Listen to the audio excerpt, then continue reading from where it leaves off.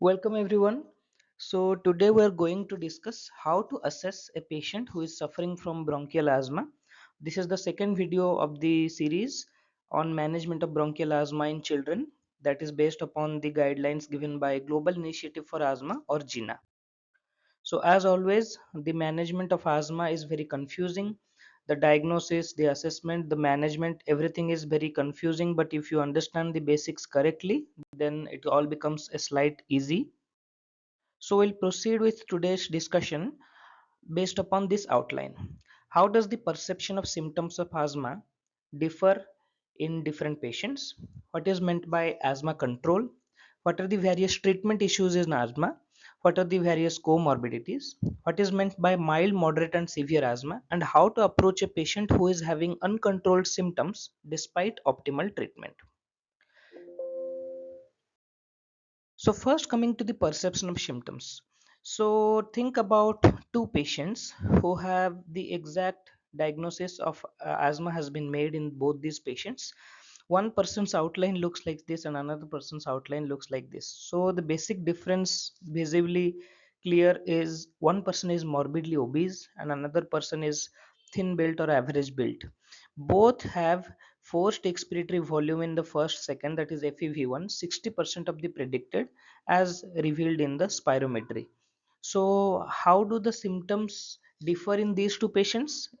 You can guess that in the thin built patient, despite having the same FEV1, same degree of FEV1 reduction, the symptoms are perceived less because of his body build.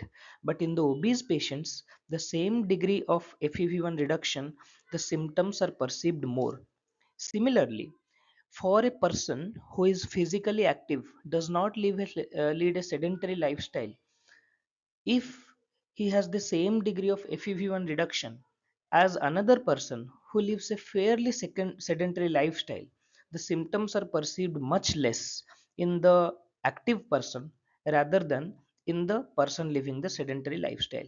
So that means the same degree of reduction if in FEV1 can cause different levels of symptoms being perceived by the individuals depending on multiple factors, and two of those factors we have discussed right now. One is body build, another is physical activity or daily living style. So that means only the spirometry readings or the spirometry parameters, or up to how much the FEV1 or FEV1 is to FBC ratio is reduced, that only doesn't determine the perception of symptoms. Perception of symptoms can depend upon a lot of other things. So what are the things to be assessed for each patient once you diagnose asthma, bronchial asthma in that patient? How to diagnose bronchial asthma we have already discussed in the first video. So three things need to be assessed. First thing is asthma control. Second thing is treatment issues. And third thing is comorbidities. Important to remember here is that these things need to be assessed not just at the diagnosis but at every contact with the patient. Even if you have diagnosed the patient with bronchial asthma before, but the patient has come to you now for follow up, now also you will assess these three things. Even if a patient is having perfect symptom control and now has just come to you for checkup due to some other issues with the patient, like the patient is suffering from a cough or cold or some other issues, health issues, even then you will assess these three things. What are the three things? Asthma control, treatment issues, and comorbidities. Now, two things are there under asthma control. One is symptom control, and what is the future risk of asthma adverse outcomes. That means what is meant by asthma control, or how much the asthma is in control, refers to two things: how much the symptoms are in control, and how we have been able to reduce the future risk of adverse outcomes. Those two things constitute asthma control. We'll discuss all these points separately. So, what is meant by asthma control? Asthma control, as is evident from the name, is referring to the extent to which the manifestations of asthma can be observed in the patient. Extent to which the manifestations of asthma have been reduced or removed by treatment. These two definitions are there. Why the two definitions? Because one definition is for patient who is getting newly diagnosed asthma. Second one is the definition for the patient who has been diagnosed with bronchial asthma before, but now has come to you for follow up, or symptoms not getting controlled or anything. That means the simple definition is, one definition is for newly diagnosed asthma, one definition is for previously diagnosed asthma. I am reading it again. Extent to which the manifestation of asthma can be observed in the patient, and extent to which the manifestations of asthma have been reduced or removed by the treatment. That means this is for the previously diagnosed asthma patient. Important is that the asthma control should be assessed at every opportunity, not just during diagnosis, but at every opportunity, just like I have told. And what are the various factors that determine the asthma control in one particular patient? There are several factors like genetic background, what is the genetic makeup of the patient, what is the underlying disease process, how much severe it is, what is the treatment being taken, whether it is taken at the proper dose, in the proper technique, at the proper time or not, etc., etc. What are the several environmental factors? For example, a person living in a polluted city and a person living in a clean city, both will have different perception of symptoms. And lastly, psychosocial factors, because those also control the symptoms of asthma. As we have discussed before, there are two domains included under asthma control. First is symptom control. That means how much the symptoms of asthma can be observed in the patient, or how much the symptoms have been reduced or removed by treatment. Second is how much is the future risk of adverse outcomes in the patient due to the presence of bronchial asthma. These are the two domains. So first, coming to symptom control, that means the first domain included under asthma control. In symptom control, we have to ask the patient four questions. It is only determined by the answer given to us by the patient in answer to or in reply to four questions that we ask the patient. What are the four questions? We have to ask the patient directly, in the past 4 weeks, have you had or has the patient had these four things? What are the four things? Any daytime asthma symptoms in more than equal to 2 times per week? That is the first question. Any short acting beta agonist or SABA reliever for symptoms more than equal to 2 times per week? Any night awakening due to asthma, or any activity limitation due to asthma? These are the four questions. I am repeating it again. What are the four questions you need to ask? First question, you have to ask that in the past 4 weeks, have you had any daytime symptoms for more than equal to 2 times per week? Second, in the past 4 weeks, have you used SABA reliever for symptoms more than equal to 2 times per week? Third question, have you had any night awakenings due to asthma? Fourth question, have you had any activity limitation due to asthma? Now, based upon the answers provided to us by the patient or the caregiver to these four questions, we have to determine if the asthma of the patient is well controlled, partly controlled, or uncontrolled. How do we do that? This is the definition. If answer to all these four questions is no, then we can decide that the patient has well controlled asthma. If the answer to one or two of these questions is yes, we can decide that the patient has partly controlled asthma or partially controlled asthma. But if answer to three or all four of these questions is yes, then we have to determine that the patient has uncontrolled asthma. So, what are the tools for assessing recent asthma symptom control? As we are asking four direct questions to the patient, but the answers may be different. For example, we are asking the first question, have you had daytime symptoms more than equal to 2 times for in the last 2 times per week in the last 4 weeks? But 3 is also more than equal to 2, 10 is also more than equal to 2, 20 is also more than equal to 2. But it is not necessary that a patient who has had 3 times daytime symptoms in the past 4 weeks is having the same asthma severity as another patient who is having 20 times daytime symptoms. So we need to score the symptoms of asthma or we need to score the severity of asthma. For that, there are different tools. There are three types of tools basically: simple screening tools, categorical symptom control tools, and numerical asthma control tools. What are those tools? Simple screening tools refer to tools that are used to quickly identify patients who need more detailed assessment. And these are the tools available. You can download them free of cost from the internet. Categorical symptom control tool help us in identifying problems and adjusting treatment upwards or downwards. These are the two common categorical symptom control tool. And lastly, the numerical asthma control tool refers to the tools that provide scores and cut points to distinguish different levels of asthma control, like asthma control questionnaire and the asthma control test. So these are the different tools for objectively giving a score or scoring the severity of asthma patients with bronchial asthma. So coming to the second domain of asthma control, that is future risk of adverse outcomes. We have done the first domain, that is symptom control. In the future risk of adverse outcomes, while deciding that for a patient, we have to keep in mind three things. What are the risk factors for exacerbations? What are the risk factors for persistent airflow limitation? And what are the risk factors for medication side effects? These are the three groups under which we have to decide the total future risk of adverse outcomes. Coming to the first one, that is risk factors for exacerbations. So what are the risk factors for exacerbations?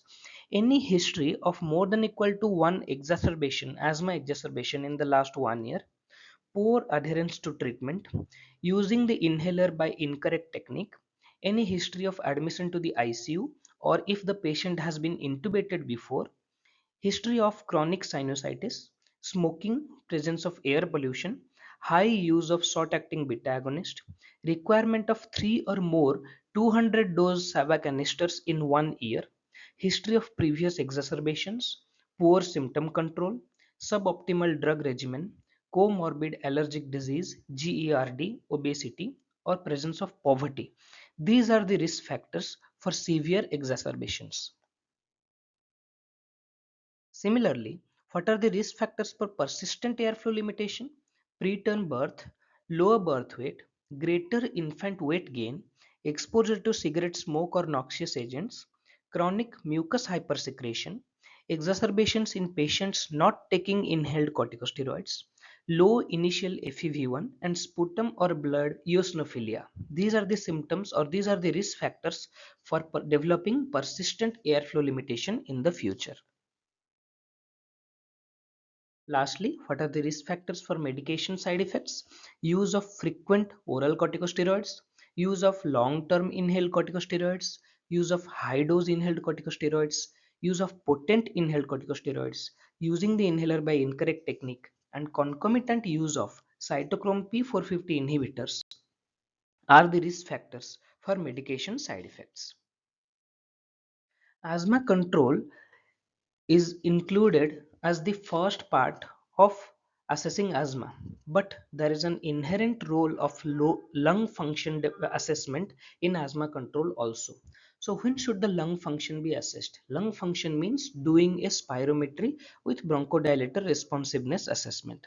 So when should the lung function be assessed? It should be ideally assessed at the start of treatment for making a diagnosis of bronchial asthma. Secondly, after 3 to 6 months of inhaled corticosteroid containing treatment for documenting the personal best value, and then periodically for ongoing risk assessment. So lung function has to be assessed at these point of times at least. There is no harm in doing more frequent lung assessments also. So how to interpret the lung function results in asthma? We have done the lung function as discussed in the previous slide, but how to interpret that? So it is important to learn that lung function does not correlate strongly with asthma symptoms. What does that mean? That means, suppose for example, we determine that an FEV1 value of less than 85 to 90% is suggestive of asthma.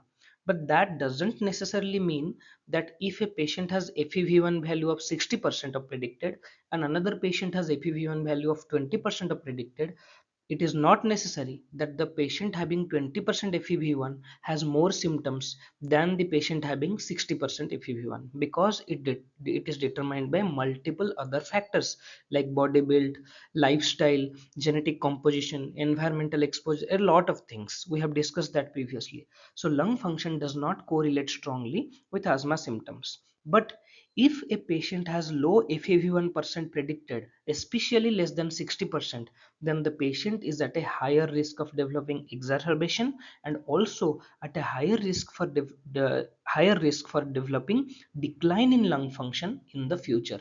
So the lower the FEV1 value, the higher the risk of exacerbation and the higher the risk of decline in lung function value.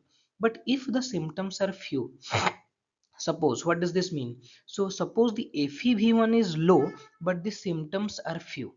That means, suppose for example, if FEV1 of a person is 20%, but at 20% level also the patient is having minimal symptoms or very limited symptoms. What does it suggest?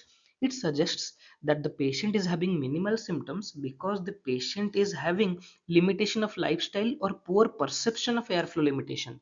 There is severe airflow limitation, but the patient is able to perceive symptoms less because of the patient's limitation of lifestyle. Secondly, what if the tests are normal or near normal in a symptomatic patient? That means patient is having symptoms suggestive of asthma, but the tests are normal. What does it indicate?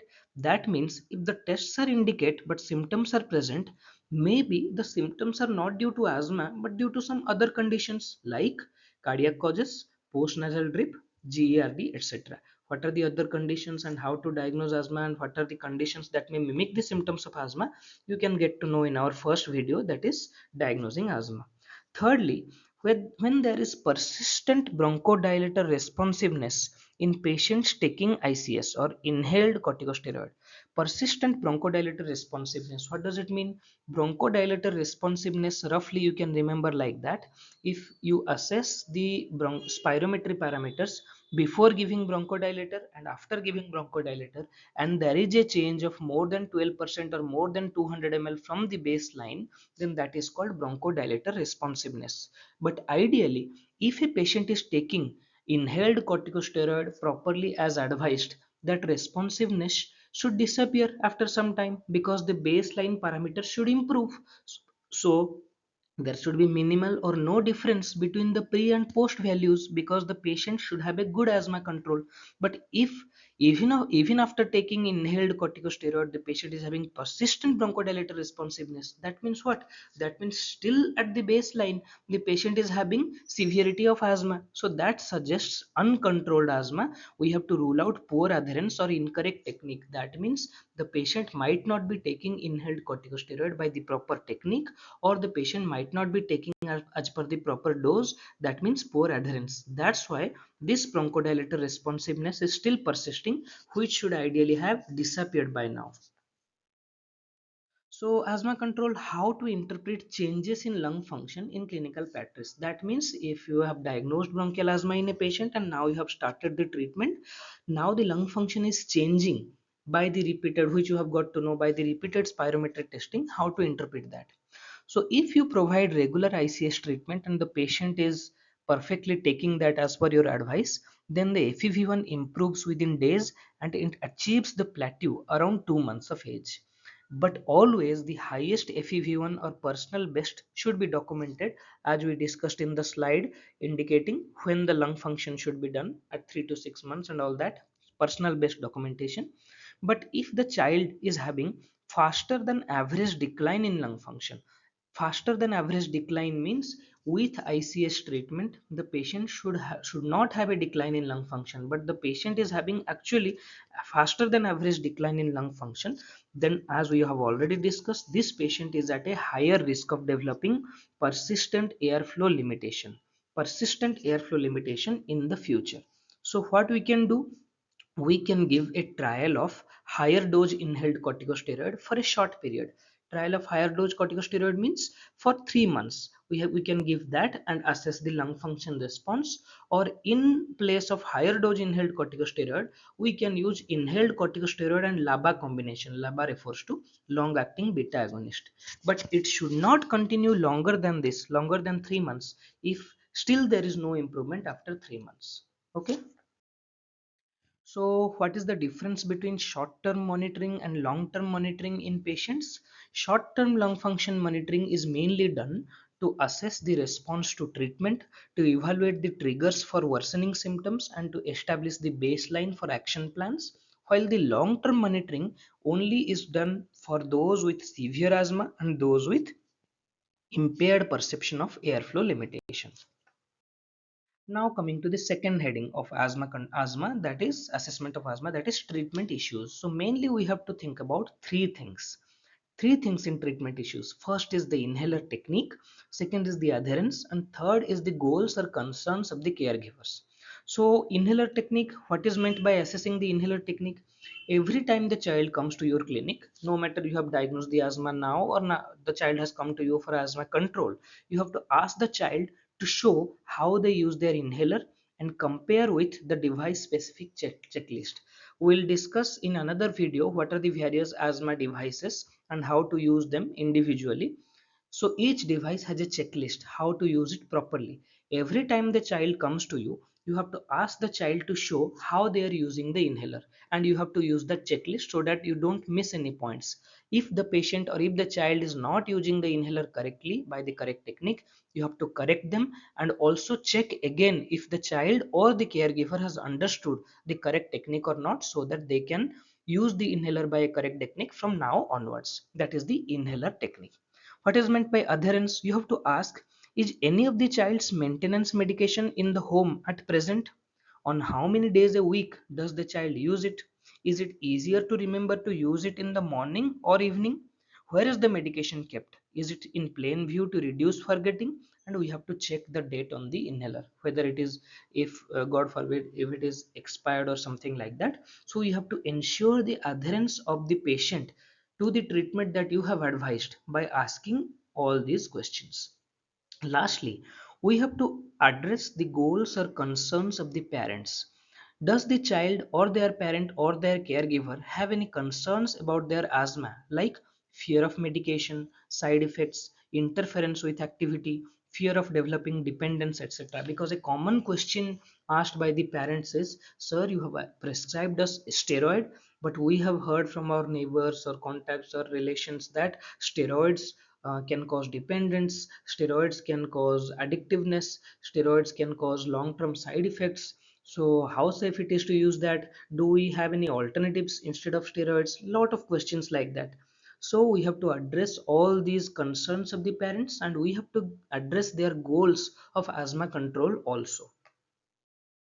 Lastly, comorbidities. There are mainly four comorbidities to be thought of in every asthma patient and assessed if present. Those are allergic rhinitis, eczema, food allergy, and obesity. How to address those comorbidities we can discuss in another video in detail. Then coming to asthma severity. We have understood assessment of asthma in three headings till now: asthma control, treatment issues, and assessment of comorbidities. Now coming to asthma severity. As per the ATS ERS task force guideline, asthma severity is assessed retrospectively. It refers to how difficult it is to treat the patient's asthma. Asthma severity refers to how difficult it is to treat the patient's asthma. For example, if it is very easy to treat the patient's asthma, it is mild, but if it's very difficult to treat the patient's asthma, it is severe. So what is meant by very easy? For example, if the patient's asthma is treatable by very low dose single medication, slow dose medications, then it is easy to treat, then it might be mild asthma. But if the patient is requiring 2 3 drugs, 2 3 times the patient is required to take the medications and all at higher doses, then it is difficult to treat. That means the patient is having severe asthma. We can remember it like that. So, asthma severity basically refers to the level of treatment required to control the patient's symptoms and the exacerbations that we have discussed. So, based upon this guideline, What is meant by severe asthma? Severe asthma refers to the patient is having uncontrolled symptoms despite optimum treatment. What is that optimum treatment? High dose ICS LABA. If the patient is requiring two drugs, high dose, that is difficult to treat. That means it is severe asthma.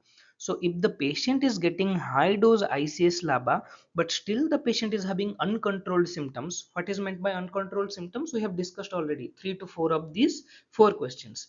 So if the patient is getting high dose ICS LABA, in spite of getting if the patient is getting high dose ICS LABA, but in spite of that the patient is having uncontrolled symptoms, then it is called severe asthma. Or if the patient is requiring high dose ICS LABA to prevent from being uncontrolled also, that also refers to severe asthma. That means the patient requires ICS LABA, high dose ICS LABA to get controlled. But if not given high dose ICS LABA, the symptoms are getting uncontrolled. That also refers to severe asthma. What is meant by moderate asthma? A middle step. So what is meant by moderate asthma? If the symptoms of the asthma patient's asthma are well controlled with step 3 or step 4. What are the steps? We'll discuss in a different video. In detail we'll discuss about how to treat asthma. So for now just remember that if the patient's symptoms are well controlled with step 3 or step 4, that roughly refers to low or medium dose ICS LABA, then it is moderate asthma. So high dose ICS LABA requiring treatment, that is severe asthma. Low or medium dose ICS LABA requiring treatment, that is moderate asthma. And lastly, what is mild asthma? If the patient is having well controlled asthma with very low intensity treatment. What is referring to the low intensity treatment? It refers to as needed low dose ICS formoterol and low dose ICS plus as needed SABA. All these treatment regimens we'll discuss in detail. For now, just remember that if the patient is requiring low dose medications to get symptom controlled, it is mild asthma.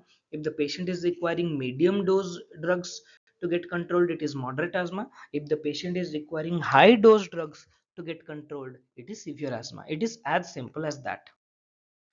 So we have discussed all these three definitions, but always remember that there is a big fallacy. It cannot be assessed, or asthma severity cannot be assessed until good asthma control has been achieved and treatment is stepped down to find the patient's minimum effective dose at which asthma remains uncontrolled. So what is meant by this sentence? This sentence refers to till the patient's asthma symptoms are getting controlled, you cannot know at which level the symptom control is getting achieved.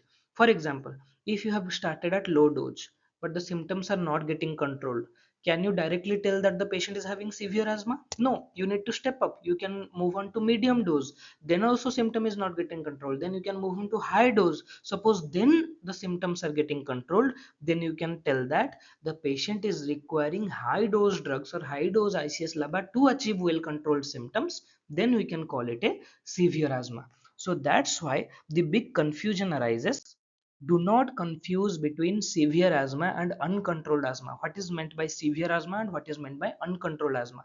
The definitions are completely different. Severe asthma refers to the level of treatment required to achieve, or severe asthma is determined by the level of treatment required to achieve symptom control. Mainly which level? High dose ICS LABA combination to achieve symptom control, that is referring to severe asthma. But what is referring to uncontrolled asthma? Uncontrolled asthma is just dependent on, or the definition is dependent on the answer to those 4 questions that we asked in the beginning. In the last 4 weeks, does the patient have this, does the patient have that? 4 questions we have asked, and if 3 to 4 of those questions have answers yes, then we can label it as uncontrolled asthma. So the definition of severe asthma is based upon the level of treatment required to achieve symptom control, and uncontrolled asthma is dependent upon the presence or absence of symptoms. That's all. So those are two different entities. So how to distinguish between severe asthma and uncontrolled asthma? If the patient is having persistent symptoms and exacerbations despite long-term high-dose ICS containing therapy, we have to determine if the patient is actually having truly refractory severe asthma, or are there any modifiable risk factors. Like common modifiable risk factors are incorrect inhaler technique, poor adherence, overuse of SABA, comorbidities, persistent environmental exposure, and psychosocial factors. So these are the common modifiable risk factors. If you address these risk factors, all these persistent symptoms and exacerbations will disappear, and the patient may not require this high dose drug at all. So that's why this originally severe asthma that we had thought of may actually become mild or moderate asthma. So whenever you are confused between severe asthma and uncontrolled asthma, you ask yourself one question: does the patient have any modifiable risk factors that I can treat, that I can address, that I can correct? If I can correct those, maybe the patient does not require this high dose drug, and the patient requires a much lower dose of drugs, so that the patient actually becomes not severe asthma, rather mild or moderate asthma. So, conditions that need to be ruled out before diagnosing severe asthma are, as discussed in the previous slide, poor inhaler technique, which is present in up to 80% of cases, poor medication adherence, incorrect diagnosis of asthma, multimorbidities, ongoing exposure to sensitizing and irritant agents at home or at work. So, we have to address all these conditions. Lastly, investigating poor symptom control and or exacerbations despite treatment. Suppose you have given the treatment, all the treatment appropriate as per the GINA guidelines you have given, but the patient is having still poor symptom control. Poor symptom control means uncontrolled, or the patient is still having exacerbations. Then how to proceed?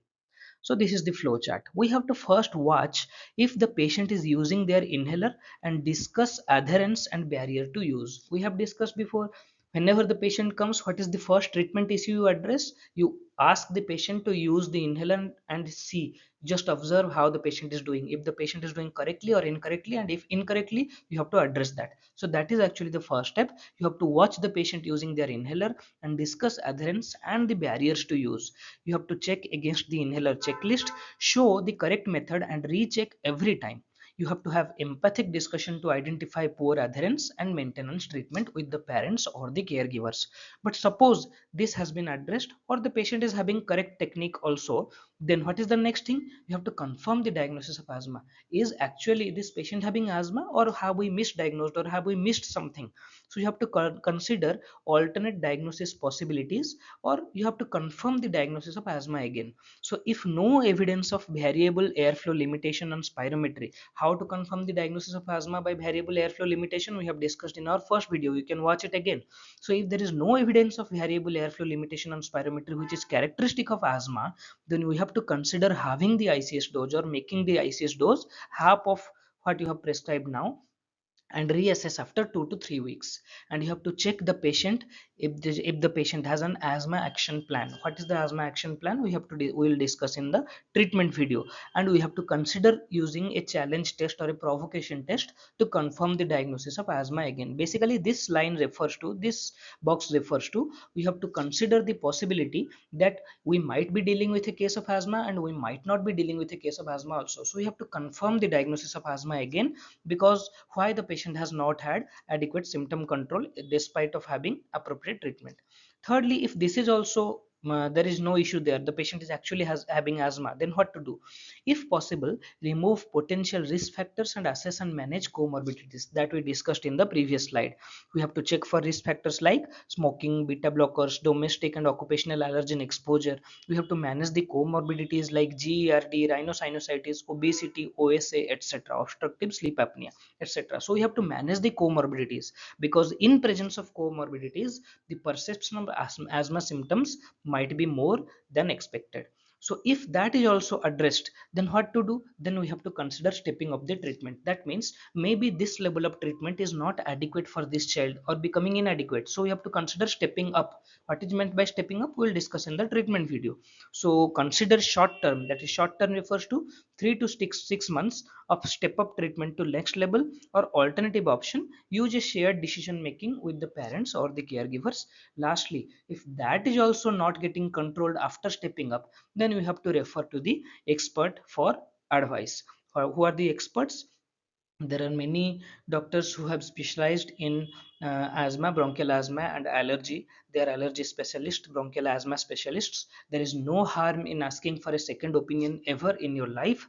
So, always when you are not able to control despite doing everything perfectly, you can consider asking the expert for their advice. And if still uncontrolled after 3 to 6 months of high dose ICS LABA, that means the patient is having severe asthma, we have to refer to the experts and we have to take their opinion into consideration. So I hope you have understood how to assess the patients with bronchial asthma. In the next video, we'll start with how to initiate the treatment of a patient with bronchial asthma, how to step up, how to step down, all those things we'll discuss. Thank you. You can share this video with your colleagues and juniors and seniors so that all can assess a patient suffering from bronchial asthma properly. Thank you. Have a nice day.